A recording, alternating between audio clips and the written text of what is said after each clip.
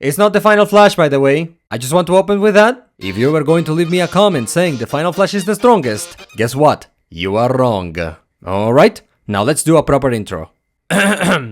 Dragon Ball, the mightiest verse in fiction, renowned worldwide for containing inconceivably mighty champions who have never experienced defeat.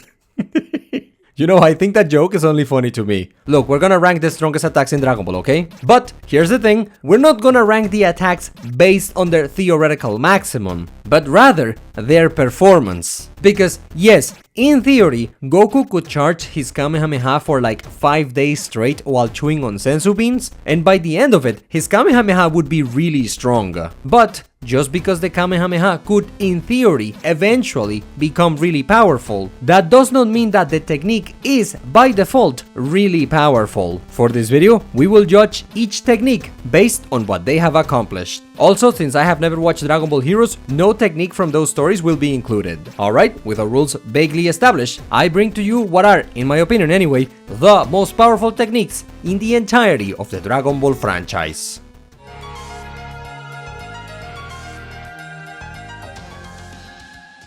To start, we have Goldo's time stop ability. Now, I can immediately predict people furiously typing things like, but what about Whis? Or, but what about Hit? First of all, yes, Whis can rewind time, but he can only go back 3 minutes, and he can only do it once. After that, he won't be able to use this power for a while. And as for Hit's times powers only work if you are weaker than him. Goldo does not have these restrictions. Goldo's time stop affects everyone, regardless of how strong they are. And his time stop ability is limited only by his ki reserve. If Goldo had a lot of ki, he could stop time for a long while. And also, he could spam time stop over and over again. Yes, Goldo is weak, well, comparatively speaking anyway, but the ability itself is powerful. Just imagine if someone like Android 17, who has infinite ki mind you, imagine 17 had Goldo's time stop ability. 17 would be pretty much unstoppable.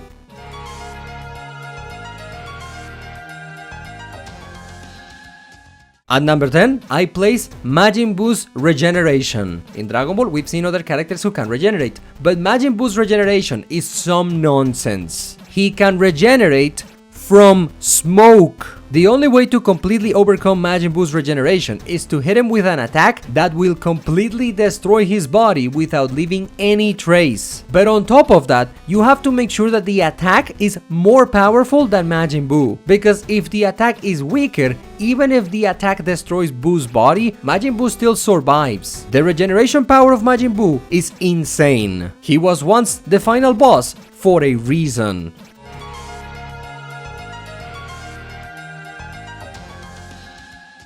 At number 9, the Scatter Shot Blast. Or whatever you want to call it really, because it has a different name depending on the video game. So, what is this? The Scatter Shot Blast is what Krillin did to kill the Cybermen during the Saiyan saga. Officially, the move does not have a name. Pretty much every Dragon Ball video game calls it something different, and I've always called it the Scatter Shot Blast. But enough about nomenclature. Why are we talking about it? Well, when Krillin performed this attack, he created 5 beams of energy, each with enough power to one-shot Raditz. At the time Krillin did this, he also was close to the power level of Raditz, which means the Scatter Shot Blast is around 5 times more powerful than the person using the technique. For perspective, the Kamehameha is only a bit over twice as powerful as the user. Yeah, Krillin is not that strong, well, compared to most Dragon Ball fighters, but imagine if Ultra Instinct Goku used the Scatter Shot Blast.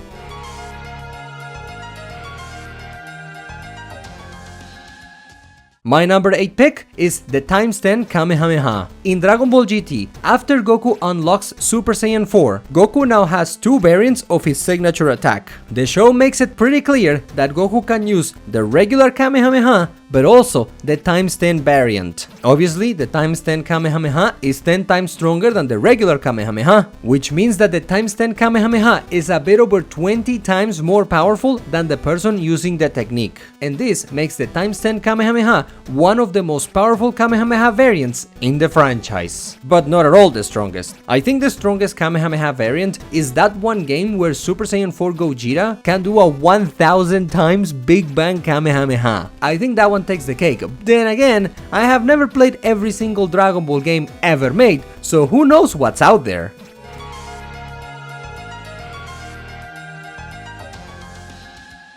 At number 7, Shin Kikoho. I'm sure some of you were expecting it, and for good reason. So first, we have the regular Kikoho, which Master Roshi says is way more powerful than the Kamehameha. But then Tien, off screen of course, develops the Shin Kikoho, a more powerful variant than the regular Kikoho. How much stronger? Well, Tenshinhan was weaker than Super Saiyan 1 Goku. Super Saiyan 1 Goku was weaker than Super Saiyan 1 Vegeta. Super Saiyan 1 Vegeta was weaker than Android 18. Android 18 was weaker than Android 17. Android 17 was weaker than Android 16. And Android 16 was weaker than Semi-Perfect Cell. This is the gap between Tien and Cell. And yet, the Shin Kikoho still worked. The technique pushes Cell down even though Cell is that much stronger than Tien. That is how strong the Shin Kikoho is. Numerically, it's difficult to determine how many times stronger than the user this technique is, but its power is undeniable and there is literally no reason for other C fighters to not use this technique.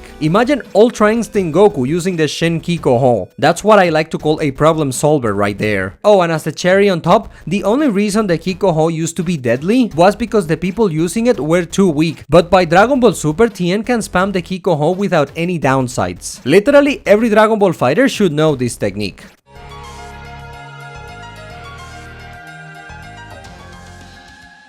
For spot number 6, I pick the Kien-san. Now, first let's address the misconception that the Kien-san can literally cut through anything, because a lot of people say this and it's wrong. In both the anime and the manga, it has been shown that the Kien-san can be resisted if you are powerful enough. The Kien-san is not an insta-win, but it is an extremely powerful technique. How powerful? Well, the last time we were told Krillin's power level was when the Ginyu Force calculated Gohan and Krillin to be at around 10,000. A bit later, Frieza, in his second form, states he has a power level of around 1 million. And then Krillin cuts Frieza's tail with the Kien-san. In order for the Kien-san to hurt Frieza, that must mean that the Kien-san is at least 100 times more powerful than the person using the technique. The Kien-san is yet another move that every Dragon Ball character should use. If I was any of these guys, I would be spamming Kikohos and Kien-sans left and right.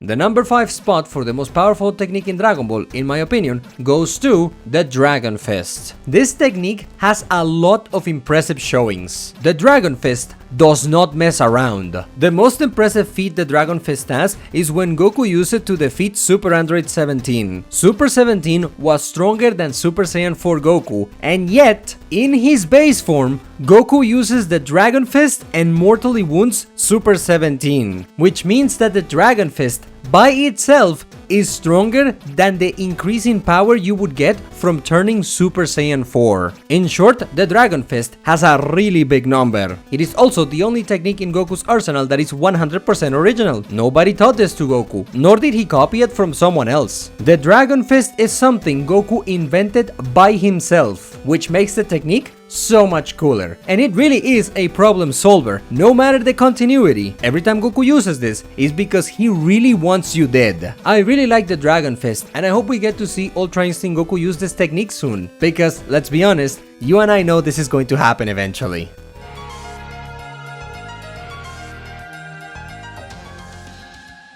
Speaking of Ultra Instinct, for our 4th spot, Ultra Instinct. This technique is insane. Yes, everyone knows about the auto dodge mode. If you have Ultra Instinct enabled, your body will try to automatically dodge any attack without you having to think about it. But Ultra Instinct does more than that. If you have Ultra Instinct enabled and you need to get stronger in order to defeat your opponent, Ultra Instinct will make you stronger. If you need to get faster, Ultra Instinct will make you faster. And if you need to become more durable, Ultra Instinct will make you more durable. Now, how exactly does Ultra Instinct do any of this? Don't think about it, but this technique is insane. When you describe out loud what Ultra Instinct does, it sounds like something invented by a little kid at the playground. And then you realize that Goku's version of Ultra Instinct is trash, because he uses it as a transformation. The way you are supposed to use this technique is by keeping it enabled all the time. That way, you are passively getting stronger, faster and tougher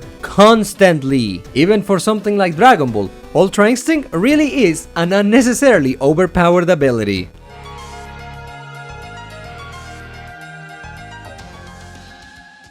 And now things are getting serious. Here we go with the 3 strongest. On number 3, I nominate the Devil Might Beam. This is a technique that makes your heart explode if you have any evil within you. The technique has to hit you first, so if you're fast enough, you could simply dodge it. And if you have regeneration powers, then having your heart exploded won't be a problem for you. But there are quite a few very strong Dragon Ball characters who would get one-shotted if the Devil Might Beam hits them. Akuman might look silly, but the Devil Might Beam is no joke.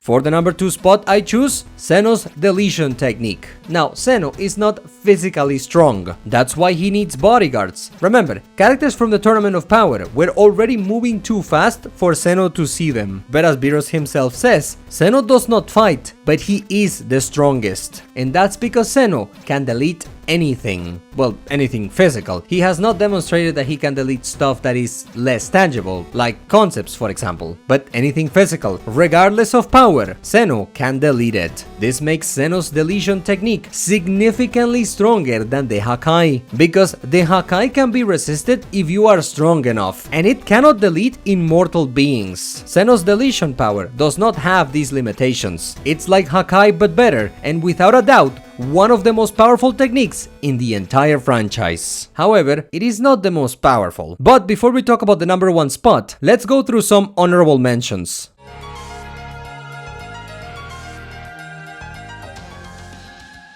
First, let's cover some techniques that I didn't include, but I know people are going to ask about them. So first would be the Genki Dama. Why didn't I include it? In the main Dragon Ball continuity, the Genki Dama has been tried 4 times, and it has only worked once, which means that at this point the Genki Dama has a success rate of 25%. You'd be better off trying literally anything else. Next, the Final Flash. Why didn't I include it? I mean, it did hurt Perfect Cell after all. Cell was pretending because he wanted to flex on Vegeta. Cell allowed himself to be hurt. Jiren does complement the power of the Final Flash. This is major praise coming from the tallest character that will ever be created. The Final Flash is strong, definitely stronger than the regular Kamehameha. Then again, so is pretty much everything else I've talked about in this video. We do not have enough meaningful data to definitively place the Final Flash above anything else mentioned in this video. And finally, the Stardust Breaker. Why didn't I include it in the video? After all, it destroys people's souls, right?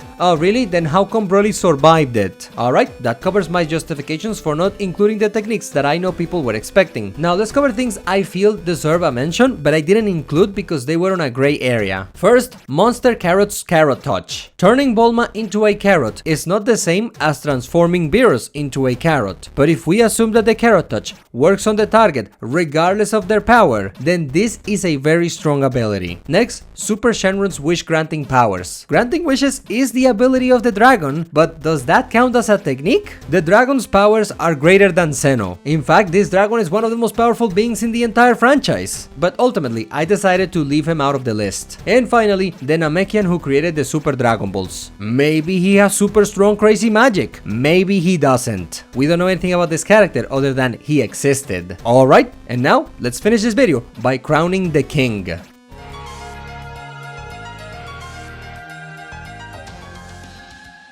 So, for the number 1 spot of the most powerful technique in the franchise, I nominate Captain Ginnew's Body Change Technique. This ability is not perfect. It has its weaknesses, but this technique has the potential to become the most broken ability in the franchise. With this technique alone, Captain Ginyu could, in theory, have every other power mentioned in this video. And I don't know about you, but to me, that sounds kinda broken. And that would do it. That's the video. So, with nothing else to add, I release you. My friend, thank you so much for giving me some of your time. I hope you have a wonderful day. And remember to take a break from the internet. It is not good for you to be glued to a screen from the moment you wake up until the moment you fall asleep. Take a little break every day. Your body and your mind will thank you for it. Alright, you stay safe and take care, okay? See you on the next one. Love you. Bye!